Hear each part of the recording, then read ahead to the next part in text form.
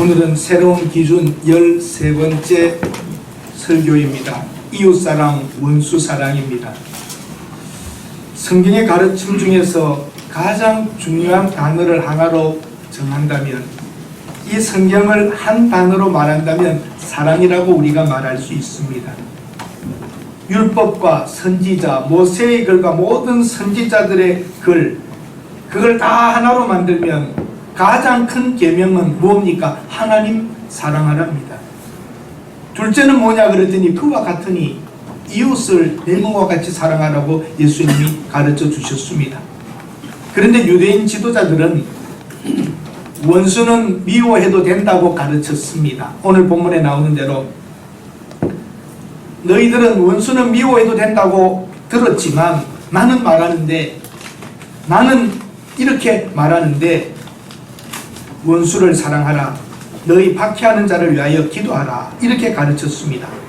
그렇게 하게 되면 하늘에 계신 너희 아버지의 아들이 되리니 영이신 그 하나님의 자녀됨을 너희들이 알게 될 것이고 그 자녀됨을 경험하게 될 것이고 그 자녀가 될 것이라는 겁니다. 하나님을 보라. 하나님의 햇빛을 비춰주실 때에 착한 사람에게만 비추고 나쁜 사람에게는 안 비추고, 비를 줄 때에 착한 사람한테는 비를 주고 나쁜 사람한테는 안 주고, 이렇게 하지 않는다. 하나님은 똑같이 비를 내려주고 악인도 먹고 살게 해주고 악인도 누릴 수 있도록 해주신다는 게 하나님의 뜻이라는 것이죠. 너희가 너희 사랑하는 사람들만 좋아하고 좋아하는 사람만 사랑한다면 무슨 상이 있겠느냐. 그건 악한 사람들도 자기들끼리는 한다는 겁니다. 너희 형제에게만 무난하면 남보다 더하는 게 뭐냐. 이방인들도 자기들끼리는 인사한다는 겁니다. 그러므로 하늘에 계신 너희 아버지의 온전하심과 같이 너희들도 온전하게 되기를 원한다고 말씀하십니다. 식민지 지배자인 로마의 폭정, 항상 이스라엘을 괴롭혔던 인근 국가의 백성들까지 사랑한다는 것은 유대인은 받아들일 수 없었습니다. 원수 저것들을 어떻게 사랑해? 저 이방인 것 율법도 없고 할례도 없는 저들을 우리가 어떻게 사랑해? 그들은 말도 하지 않았습니다.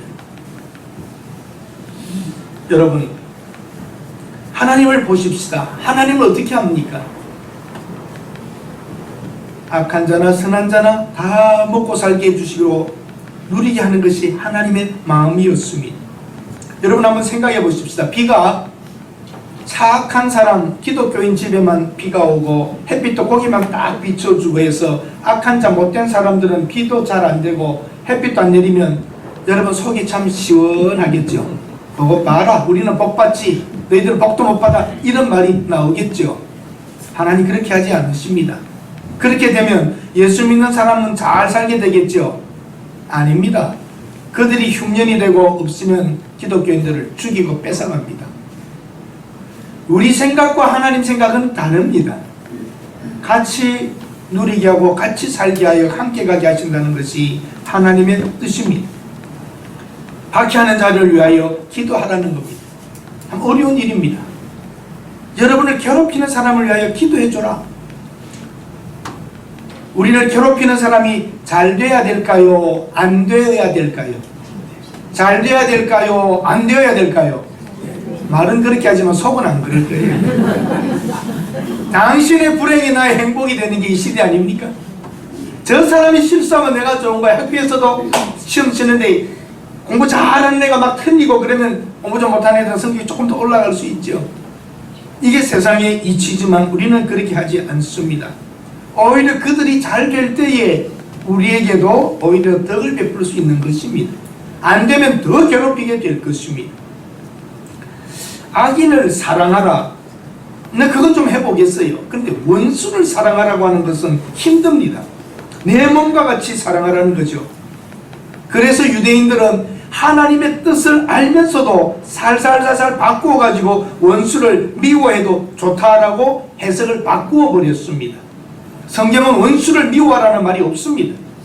유대인들은 현실적으로 오면서 바꾸어 버리기 시작했던 것이죠. 스데반이 돌에 맞아 죽으면서 저들에게 죄를 돌리지 말라고 했던 것, 예수님께서 십자가에 저들을 용서해 주십시오, 무슨 짓을 하는지 저들이 모릅니다 했던 사건들은 정말 본이면서도 우리는 하기 어려운 일들입니다. 사랑의 원자탄이라는 분 누구 있죠?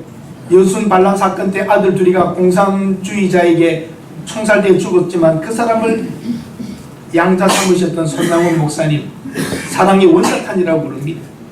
그 큰 사랑 흉내 낼 수도 없습니다. 우리는 또 그런 사건은 우리 시대에 지금 있지도 않습니다. 우리는 이 시대에 그런 어마어마한 사랑의 실현들을 할 수는 없지만 우리 삶 속에서 우리를 괴롭히고 힘들게 하는 사람을 위하여 어떻게 해야 될까, 이것을 적용해 보자는 것입니다. 레위기 19장 17절에서 18절이 있습니다. 구약 성경에서 오늘 신약 성경과 마태복음 5장과 가장 흡사한 것을 찾아보면 이 구절이 나옵니다. 레위기에 한번 읽어보시겠습니다. 너는 내 형제를 마음으로 미워하지 말며 내 이웃을 반드시 경책하라. 그러면 내가 그에 대하여 죄를 담당하지 아니하리라. 원수를 갚지 말며 동포를 원망하지 말며 내 이웃 사랑하기를 내 자식과 같이 사랑하라. 나는 여호와이니라.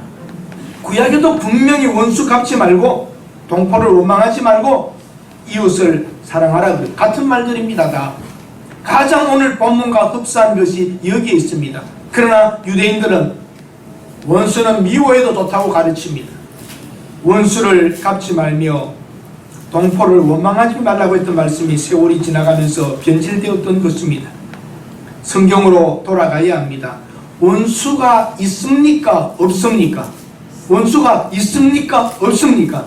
있습니다. 원수는 원수입니다. 그런데 원수 갚지 말고 복수하지 말고 원수를 사랑하라는 데까지 올려놓으십니다. 원수를 갚는다, 복수하는 것입니다. 이는 이로 눈은 눈으로 그렇게 해석을 막 바꾸어 버린 겁니다. 눈 상하게 했으면 눈 상한 것 이상으로 받으려고도 하지 말고 보상을 더 하지도 말라. 이를 상하게 했으면 이를 빼버려라가 아니라 그 이상 보복하거나 그런 거 하지 말라. 그만큼의 대가만 줘라. 그런데 몸 전체 못 쓰게 된 것처럼 돈 내놓으라. 그렇게 하지 말라는 게 이는 이로 눈은 눈으로의 원리였던 것입니다. 그러나 구약시대 사람들은 이 뺐어 이 빼, 눈 뺐어 눈 빼, 이 잘못된 해석이었습니다. 원수를 사랑한다는 것 쉬운 일 아닙니다.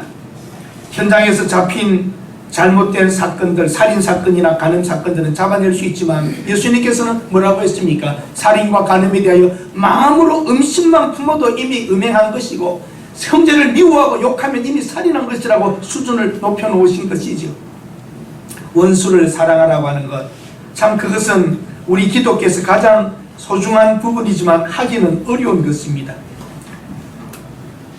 하나님의 자녀가 된 거듭나지 않은 사람이 원수를, 자기를 괴롭히고 힘들게 하는 사람을 품고 살아간다는 것은 쉽지 않습니다. 의지적으로 할 것 같지만 한두 번은 가능하지만 계속은 할 수 없습니다. 성령님께서 우리들에게 이런 마음을 베풀지 아니하시면 할 수가 없습니다. 하기가 어렵습니다. 참 이것이 저의 질문입니다. 저에게 물어보는 것입니다. 너는 어떻게 너를 미워하고 싫어하는 사람을 사랑할 수 있느냐? 저에게 물어보며 설교를 준비하게 되는 것입니다. 나에게는 일제시대의 그런 순사와 나에게는 전쟁 때와 같았던 공산주의가 나를 죽이려고 덤벼드는 일은 없지만 나에게 힘들게 하고 어렵게 한다면 그 사람을 내가 어떻게 해야 되는가? 이것이 오늘 저의 질문이며 대답입니다. 사랑의 종류는 여러분들이 이미 아시죠? 에로스적인 정욕적 사랑, 이성간의 애정, 필리아스, 우호적이며 친구적인 사랑, 스테르고 혈통적인 가족 같은 이런 사랑, 아가페 무조건적인 하나님의 사랑, 이런 것들 우리는 압니다. 그 하나님의 사랑을 오늘 이야기하는 것이죠. 에로스적인 사랑이라든지 친구의 우정적 사랑이라든지 가족적인 혈통적 사랑은 누구나 다 자기에게 가까운 사람들에게 할 수 있는 것이지만 하나님의 사랑은 무한한 사랑, 조건 없는 사랑입니다. 허물을 덮어주는 사랑, 죄인을 불쌍히 여기는 사랑, 스스로를 희생하는 사랑입니다. 그래서 하나님, 예수님께서 이 말씀을 가르치는 이유는 하나님이 온전하심처럼 너희들이 온전해져야 된다는 걸 가르쳐 주셨습니다. 구원받은 하나님의 백성들과 예수님의 제자로서의 인생은 온전함, 하나님의 그러한 모습과 같은 모습으로 이 땅에 서서 가라는 것이죠.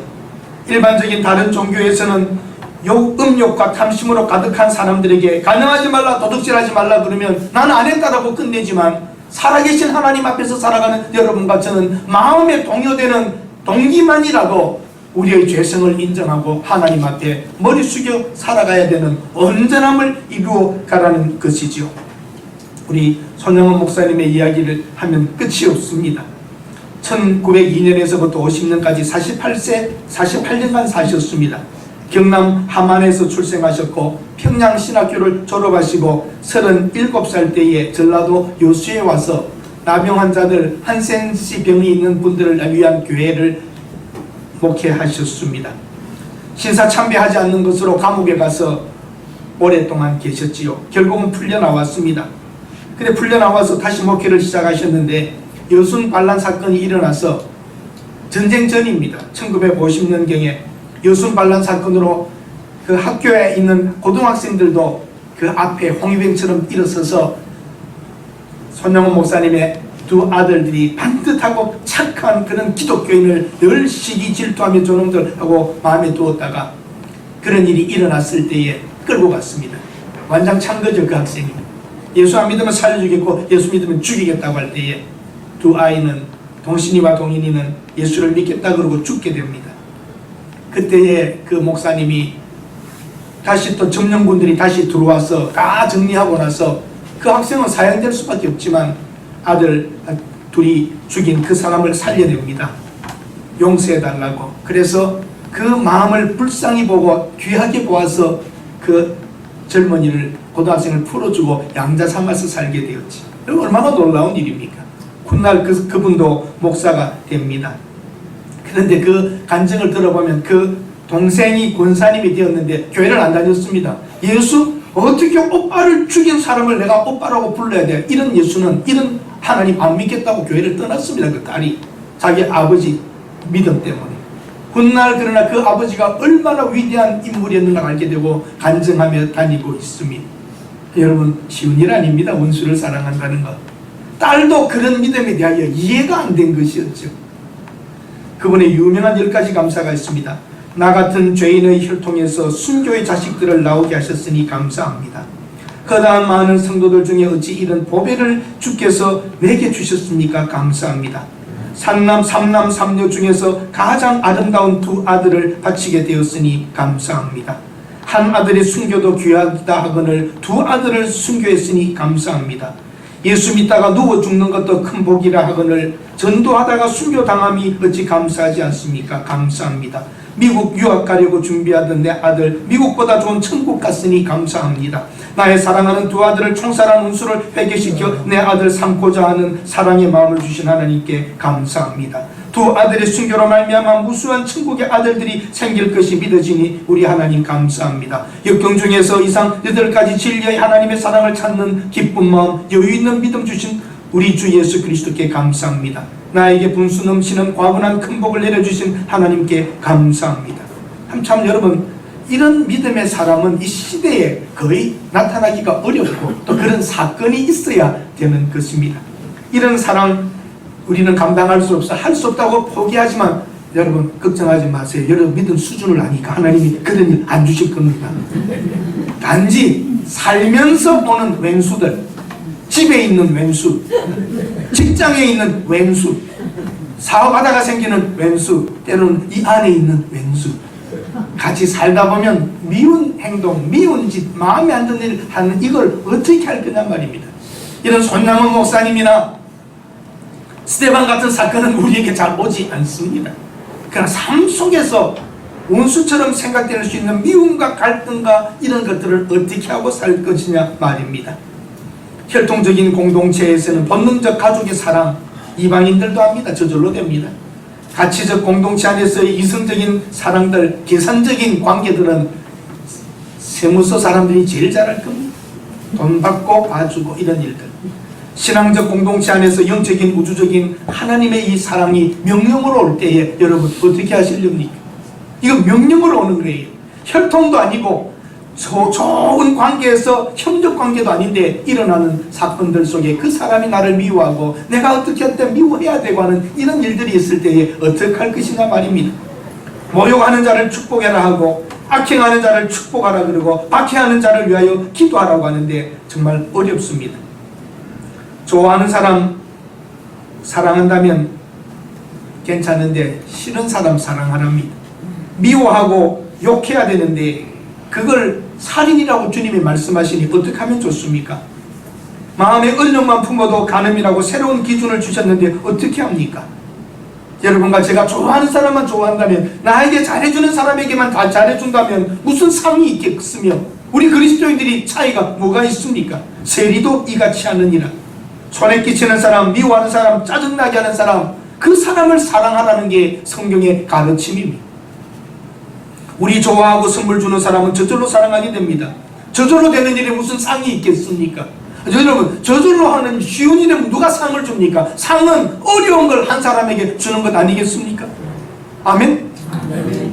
여러분과 제게 상이 있다는 말, 하나님이 그걸 귀하게 본다는 것은 저절로 되는 게 아닌 어려운 것을 해야 되는 것이죠. 오늘 우리들의 현실은 어떻습니까? 지금 참 우리나라가 지금 마음이 아픕니다.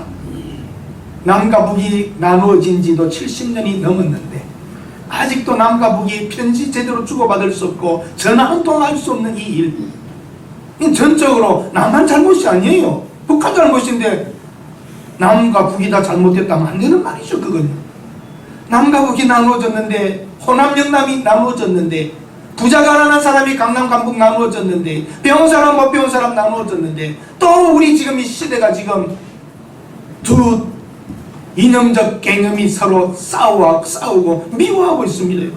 왜 미워해야 됩니까? 왜 이래야 됩니까? 우리가 뭘 그렇게 잘못했다고 원수된 것처럼 싸워야 됩니까? 어린아이들도 못 모르고 지금 미워하고 살고 있습니다. 왜 미움부터 가르쳐야 됩니까? 하나 되고 사랑하고 덮어져야 될 이 세상 아닙니까? 그래도 살기 힘든데 왜 이렇게 나누어서 미워해야 되며 반대하며 대립하며 이렇게 해야 됩니까? 전적으로 지도자의 책임입니다. 지도자는 하나 되게 만들어야 됩니다. 우리 교회에서 누가 나를 지원한다고, 나 싫어하는 사람하고 패 나눠가지고 싸움시키면 그 목사가 잘된 목사입니까? 여러분, 하나 되게 하고 한마음 되게 하고, 할렐루야. 마찬가지입니다. 지금 힘들고 어렵지만 이거 참고 가야 합니다. 잘해야 됩니다. 그래서 원수가 아닙니다. 싫은 것은 싫습니다. 그러나 싫다고 해서 원수가 되어서는 안 됩니다. 지금 대한민국의 한국 교회가 지금 저울 위에 올라가 있습니다. 수많은 사람이 욕도 합니다. 어찌할지를 지금 모릅니다. 목회자들도 잘못된 것은 잘못된 것인데 어떻게 해야 될지를 지금 모르는 상황에 있습니다. 교회에서 말하면 또 안에 다른 분들, 생각이 다른 분들이 마음이 쪼개집니다. 어려운 상황입니다. 왜 한동족이, 한민족이, 한 나라에 사는 사람들이 이렇게 미워하고 살아야 합니까? 여러분, 다른 건 다른 겁니다. 싫은 건 싫은 겁니다. 그러나 미워하고 대적하고 분열하고 이것은 안 됩니다. 우리 교회 안에서도 한 마음이 다 될 수는 없습니다. 그러나 하나님이 원하는 거라면 참고 덮어주고 하나 되게 하고 끌어갈 수 있는데 우리가 마음을 모아 내가 싫다고 싫어하지 말고 좋게 만들어가는 성숙한 성도들이 되어야 합니다. 아멘. 교회의 책임이 큽니다. 지금 원수는 멀리 있는 것 아닙니다. 공산주의자나 일제시대의 순사가 아닙니다. 지금 우리는 우리 가까이 있는 사람, 우리와 함께 호흡하고 있는 사람, 한 도시에 있는 사람, 한 집에 있는 사람. 여러분, 집에서도 자녀들하고 지금 대화를 못한다고 그럽니다. 제가 아는 가까운 집안도 그렇습니다. 자식과 밥을 먹을 수가 없답니다. 말하다 보면 이념 문제가 나오면 딱 갈라져 버리기 때문에. 왜 우리나라가 이렇게 되어야 하는지 모르겠습니다. 사랑해야 됩니다. 덮어야 됩니다. 하나님이 때가 되면 이루실 줄로 저는 분명히 믿습니다. 네. 여러분 보십시오. 우리나라가 일제시대의 그런 점령 그 식민지 속에 살아갈 때에 안중근 의사, 윤봉길 의사, 귀한 분들이 열정을 가진 사람들이 했습니다. 그러나 그분들이 해방시킨 것입니까? 해방이 온 것입니까? 한번 대답해 보세요. 폭탄을 들고 쏘고 싸웠던 사람들이 해방을 이루었습니까? 해방이 왔습니까? 해방이 왔습니다. 전능하신 하나님께서 일본 땅에 원자폭탄을 떨어뜨리게 하시고 우리는 싸움도 없이 우리에게는 왔습니다. 하나님께서 때가 되면 우리나라를 사랑하시면 우리나라의 회복의 역사를 일으킬 줄로 믿습니다. 그러나 우리는 할 일은 해야 됩니다. 어떻게 해야 될 것인가? 우리는 싸매고 묶어주고 하나 되는 일에 최선을 다해야 합니다. 저는 하나님을 믿습니다. 하나님을 의지합시다. 우리가 미워한다고 될 일이 아니고 우리가 나가 싸운다고 될 일이 아닙니다. 우리의 위치를 분명히 지키면서 이 시대에 우리의 하나님의 뜻 가운데 서야 합니다. 개인적으로는 여러분이 어떤 것을 가질 수 있지만 교회가 결단하여 교회가 어떻게 하자 이렇게 할 수는 없습니다. 다 양심의 자유에 따라 자기의 원하는 것을 해나가는데 어떻게 교회가 이 일을 하나로 하자고 만들어낼 수 있겠습니까? 오늘날 목회자들은 지금 너무 힘듭니다. 한쪽을 방향을 잡으면 한쪽의 교회를 떠나버리고 한쪽의 방향을 잡으면 한쪽의 교회를 떠나버립니다. 성숙하지 못하기 때문입니다. 다른 것은 다른 것으로 인정하고 함께 가야 하는데 이것이 시대적으로 너무 어렵게 되어 있습니다. 우리 그리스도인들이 바르게 살았어야 합니다. 미움을 그칩시다. 미워하는 것 힘듭니다. 미워하는 것도 여러분은 얼마나 많은 에너지를 쓰는 것인지 모릅니다. 원수를 사랑하는 것 어렵습니다. 한번 따라 하십시다. 사랑하기 어려우면 먼저 미워하기라도 그칩시다. 사랑은 힘듭니다. 미워하는 것이라도 우리가 그쳐야 합니다. 죄 지은 인간을 구원하기 위하여 하나님의 아들이신 예수 그리스도가 십자가에서 대속적인 죽음을 죽으셨습니다. 이것이 사랑의 표현입니다. 거룩하신 하나님이 어떻게 인간을 사랑하면 안 됩니다. 사랑하기 위하여서 죽어야만 했던 것입니다. 대신 죽어줌으로 살릴 수 있었던 것이지요. 요한복음 13장 34절에서 35절에 이렇게 말합니다. 함께 읽어보십시다. 새 계명을 너희에게 주노니 서로 사랑하라. 내가 너희를 사랑한 것 같이 너희도 서로 사랑하라. 너희가 서로 사랑하는 이로써 모든 사람이 너희가 내 제자인 줄 알리라. 우리 온 세상을 다 사랑할 수는 없습니다. 그러나 이 편지를 읽는 사람들, 오늘 함께 예배드리는 이 자리에서만은 서로 사랑하고 한마음 되어 갈 때에 세상 사람들이 우리를 보고 그리스도의 예수의 제자라고 할 것입니다. 이 교회 안에서 먼저 사랑하고 우리와 다른 사람, 틀린 사람, 그 사람을 견디며 기다려주며 나아갈 때에 이 세상은 하나님이 원하셨던 보기 좋은 세상이 될 것입니다. 우리가 아직도 죄인 되었을 때에 그 하나님의 아들이 십자가에 와서 죽어주셨습니다. 그 사람이 잘할 때에 가까이 가는 게 아니라 잘못할 때라도 기다려주고 참아주는 것입니다. 우리가 죄인 되었을 때에 예수님이 십자가에 죽으신 것이지 우리가 착하고 바를 때에 죽어주신 것이 아닙니다. 무조건적인 아가페의 사랑, 십자가의 사랑입니다. 이런 벌씩 7번이라도 증오가 일어날 때의 감정을 다스리기 힘들지만 참아주어야 합니다. 다시 한번 말씀드립니다. 미움을 그칩시다. 미워하기라도 그칩시다. 사랑할 수 없다면 미워하는 것은 그칩시다. 사랑까지 가기에는 어려울 것입니다.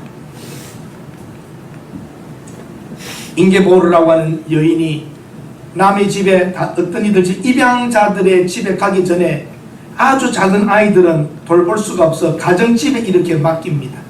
가정집에서 건강하고 바른 삶을 살고 있는 사람들에게 아이를 맡겨줍니다. 그래서 아이들을 하나 둘 정도를 입양 가기 전까지 돌보는 그런 프로그램이 미국에 있습니다.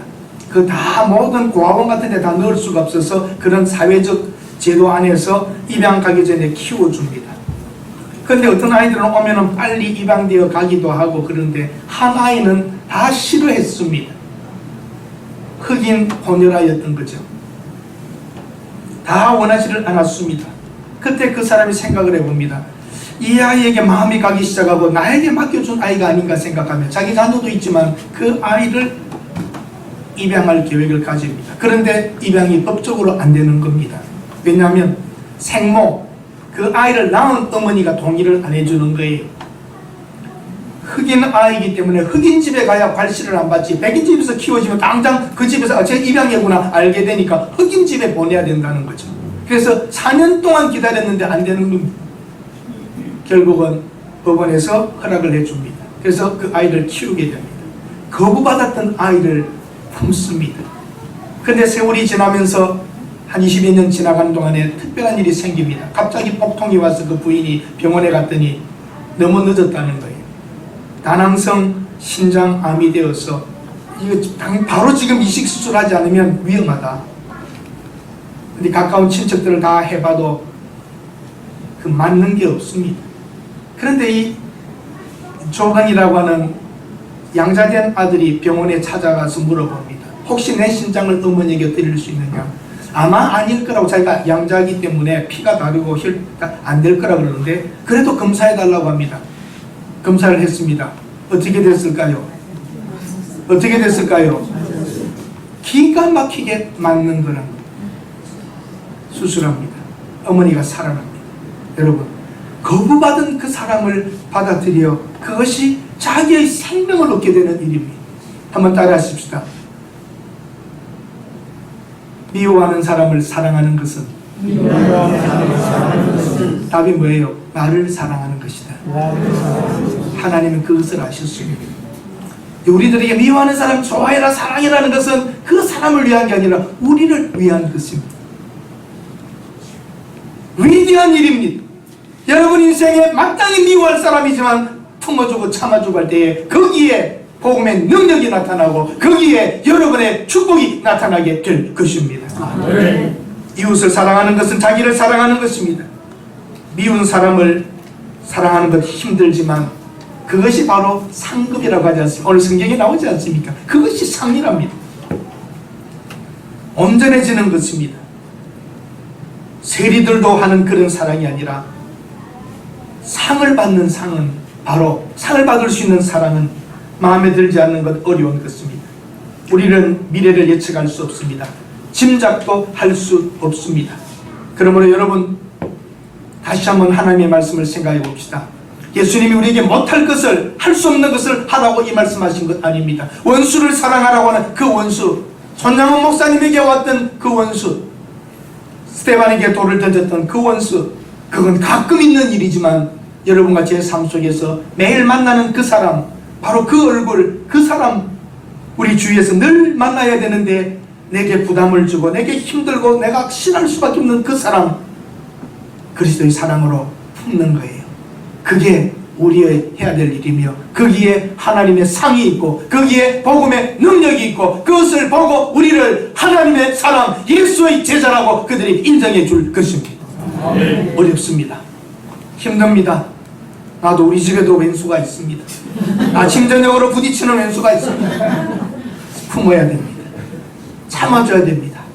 야, 그래도 이 사람 때문에 감사하고 이 사람 때문에 내가 일하고 그분 교회 안에서도 그분 그래도 얼마나 좋은 게 많으셔. 그걸 다 참고 가는 이 원수는 꼭 때려 죽일 원수가 아니라 우리 옆에서 힘들게 하고 어렵게 하고 하는 살아가는 삶의 현장에 있는 나와 안 맞는 다른 그들을 품고 참고 여러분이 나아갈 때 상대방이 알까요? 모를까요? 상대방이 알까요? 모를까요? 알아요. 언젠가는 깨닫게 돼요. 그 앞에 머리 숙일 날이 올 거예요. 거기에 복음의 능력이 있고 거기에 하나님의 사람이라고 하는 증거가 나타나게 될 줄로 믿습니다. 아멘. 정말 그렇습니다. 그래서 오늘 찬송 불렀잖아요. 여러분 오늘 찬송 뭐라고 불렀어요? 그것인 하나님의 사랑 말로 다 형용 못하네. 찬송 한번 올려봐 주시겠어요? 그래서 이 찬송을 불러보는 겁니다. 그것인 하나님의 사랑 말로 다 형용 못하네. 304장입니다. 가서 불러주세요.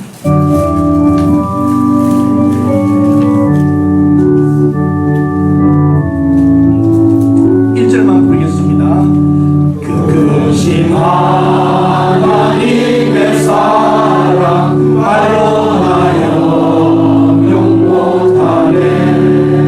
저 높은 별을 넘어 이 낮고 낮은 땅 위에 죄범한 영혼